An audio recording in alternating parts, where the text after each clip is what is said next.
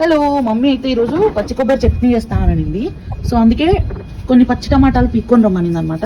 So ఇవి కొంచెం చిన్నగా ఉన్నాయి, వేరే చోట పెద్దగా ఉన్నాయి, అక్కడ పీక్కుందాము. కింద కూడా ఉన్నట్టున్నాయి. సో ఇప్పుడైతే ఒక 7 కాయలు అయితే తీసుకున్నాను. బాగుంటుంది పచ్చి కొబ్బరి వేసి టమాటా చట్నీ.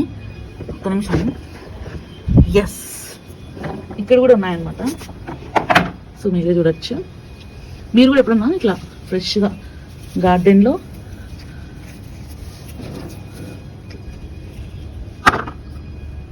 పీక్కొని ఫ్రెష్ టమాటాలు బాగుంటాయి చట్నీ చేస్తే.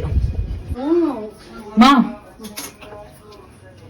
ఇద్దో పచ్చి టమాటాలు సరిపోతాయా చట్నీకి? ఇది కూడా మాగొత్తాను పాకానికి వచ్చిందండి. సరేలే, పచ్చి కొబ్బరి పచ్చి టమాటాల చట్నీ మీరు కూడా ట్రై చేయండి, బాగుంటది వేడి వేడి రైస్ లో.